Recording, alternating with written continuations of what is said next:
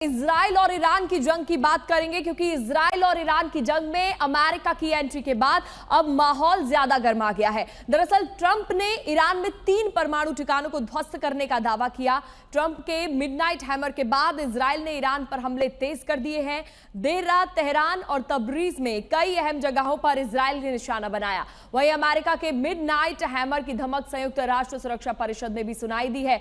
Iran के परमाणु programme पर स्ट्राइक के बाद अब ट्रंप ने ईरान में सत्ता परिवर्तन को लेकर एक बड़ा बयान जारी किया है। ट्रंप ने कहा है कि सत्ता परिवर्तन का इरादा तो नहीं है, लेकिन अगर वर्तमान सरकार ईरान को महान नहीं बना सकती तो सत्ता परिवर्तन तो होगा ही। इस बीच ईरान के रक्षा मंत्री रूस की शरण में पहुंचे हैं। आज पुतिन से उनकी मुलाकात भी हो सकती है।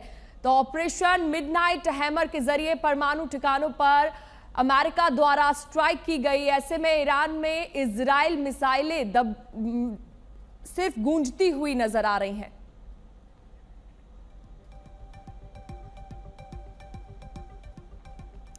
तो इस सब के बाद अब वर्तमान सरकार ईरान को महान नहीं बना सकती, ऐसा बयान अमेरिकी राष्ट्रपति ट्रंप द्वारा जारी किया गया है। उन्होंने कहा है सत्ता परिवर्तन तो होकर ही रहेगा। ईरान के रक्षा मंत्री रूस की शरण में पहुंच गए हैं। एक के बाद एक मिसाइलें दागी जा रही है। यह बयान ट्रंप की तरफ से जारी किया गया है। ट्रंप ने कहा है कि सत्ता परिवर्तन का इरादा उनका नहीं है, लेकिन अगर वर्तमान सरकार ईरान को महान नहीं बना सकती तो सत्ता परिवर्तन होगा ही।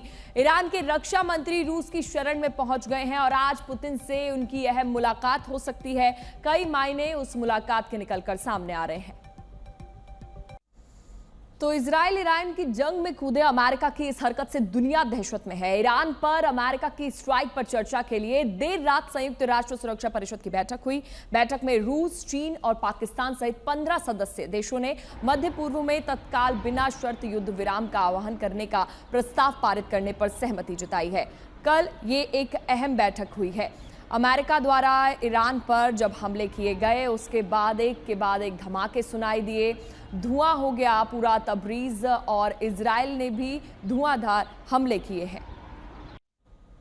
वहीं ट्रंप ने कहा है कि ईरान के परमाणु स्थल को हुए नुकसान को ऐतिहासिक बताया जा रहा है। उन्होंने सेना की पीठ थपथपाते हुए कहा है कि ईरान में बेहद ही सटीक वार किए गए। ट्रंप ने ईरान पर बम बरसाने वाले B-2 बॉम्बर की लैंडिंग का वीडियो भी सोशल मीडिया पर पोस्ट किया है।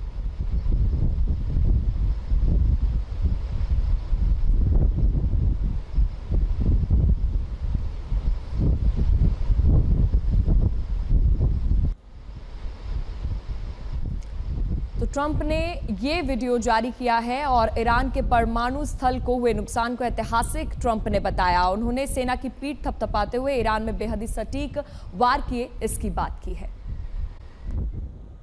अमेरिका ने ईरान में 3 परमाणु स्थलों को निशाना बनाया और ये तस्वीरें इस्फहान परमाणु स्थल के पास की है। ये तस्वीरें आप देखिए, बम धमाकों की आवाजें साफ सुनी जा सकती हैं। इस वीडियो में एक आग का गोला नजर आ रहा है और धुआं हवा में उठता दिख रहा है। अमेरिका ने 14 bunker busting GBU-57 massive ordnance penetrator गिराने के लिए B-2 स्टील्थ बॉम्बर का इस्तेमाल किया है और अमेरिका ने इसे ऑपरेशन मिडनाइट हैमर नाम दिया है।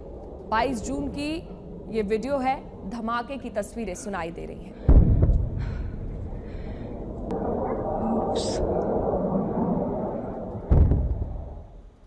तो देखिए, अमेरिका द्वारा ईरान पर जिस तरीके से हमले किए गए, ईरान दहलाता हुआ नजर आना चाहिए था, लेकिन ईरान ज्यादा घबराया नहीं है और अमेरिकी राष्ट्रपति द्वारा बयान भी एक के बाद एक जारी किए गए हैं।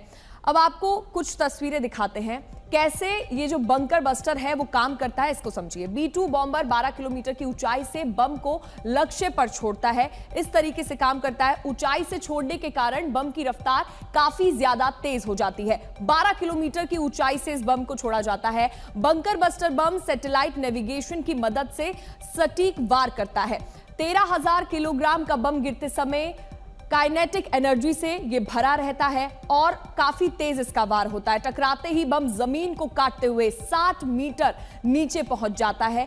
तो इस तरीके से बंकर बस्टर बम काम करता है। जमीन के नीचे लक्ष्य तक पहुंचकर बम खुद को डेटोनेट करता है। ऐसे कुछ टकराते हुए बम जमीन को काटते हुए 60 मीटर तक नीचे पहुंच सकता है। तो आप समझ सकते हैं कि कितना घातक यह हमला होगा। और अब इसको समझिए, गल्फ में अमेरिकी बेस पर ईरान कैसे अटैक करेगा। दोहा के पास अल उदीद एयरबेस है और ऐसे कुछ अमेरिका बेस पर ईरान अटैक कर सकता है। अमेरिका का सबसे बड़ा एयरबेस कतर में है और कतर में कहा जाता है 10,000 से ज्यादा अमेरिकी सैनिक यहां पर तैनात होते हैं, यानी सबसे बड़ा एयरबेस यहां पर है। ईरान से दूरी लगभग 300 किलोमीटर है इसकी। गल्फ में सबसे बड़ा नेवल कमांड है ये बहरीन, और इस तरीके से अमेरिकी बेस पर ईरान अटैक कर सकता है। 7,000 से ज्यादा अमेरिकी सैनिक बहरीन में तैनात है। कतर, बहरीन, कुवैत और लेबनान, ये आप जो देख रहे हैं, ये जो ब्लू पॉइंट्स हैं, ये है सबसे बड़े airbase. Bahrain, UAE, Abu Dhabi के पास अल दफरा एयरबेस है, यहां पर भी अटैक ईरान कर सकता है। 5,000 अमेरिकी सैनिक यहां पर तैनात है यूएई में। ईरान से दूरी लगभग 250 किलोमीटर यहां की है। अब कुवैत की बात कर लेते हैं, सबसे बड़ा लॉजिस्टिक हब यहां पर है, यहां पर भी कई सैनिक तैनात हैं। इन जगहों पर ईरान द्वारा अटैक किया जा सकता है। 13,000 अमेरिकी सैनिकों की मौजूदगी यहां पर है। यहां पर 13,000 से ज्यादा सैनिक तैनात किए गए हैं। ईरान से दूरी लगभग इसकी 450 किलोमीटर बताई जा रही है। तो ये वो जगह है, Lebanon, Kuwait, Bahrain, Qatar, UAE, यहां पर ईरान द्वारा अटैक किया जा सकता है। सऊदी अरब, रियाद के पास प्रिंस सुल्तान एयरबेस है, यह भी एक बड़ा एयरबेस माना जाता है। 3,000 अमेरिकी सैनिक यहां पर मौजूद है। ईरान से दूरी लगभग इसकी 800 किलोमीटर है। तो आप समझिए कि इन जगहों पर ईरान द्वारा अटैक किया जा सकता है। ओमान की बात करें तो यूएस का नेवल एयरबेस ओमान में है। ईरान से दूरी लगभग 600 किलोमीटर इसकी है। वहीं इराक की बात करें तो 2 अमेरिकी एयरबेस इराक में है, तो इराक भी इसी में शामिल है। अशरफ वानी हमारे साथ ज्यादा जानकारी के लिए जुड़ गए। अशरफ, देखिए, हमें लग रहा था कि अमेरिकी हमले के बाद ईरान थोड़ा सा शांत हो सकता है, लेकिन क्या अब अमेरिका में ईरान भी धमाके कर सकता है? क्या लग रहा है?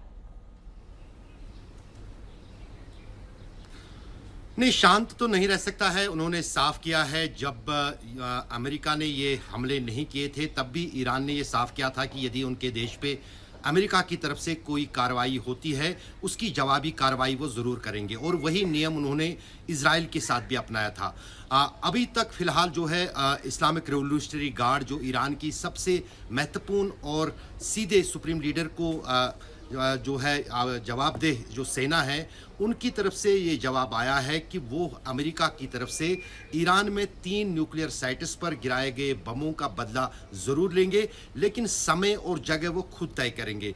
अब इस पसपेश में जो है ईरानी सरकार है कि किस तरह का जो है जवाबी हमला अमेरिका पर किया जाए। लेकिन अमेरिका की तरफ से भी डोनाल्ड ट्रंप ने जिस अंदाज से कल ही साफ किया था कि यदि ईरान इस युद्ध को बढ़ाता है या अमेरिका के सैनिक ठिकानों पर या अमेरिका की बेसिस पे कोई हमला करता है, तो उसकी जवाबी कार्रवाई जो होगी वो भी बहुत खतरनाक होगी। तो जाहिर है दुनिया को इसी बात का डर है कि ये युद्ध जो है और पूरे खाड़ी के देशों में फैल सकता है।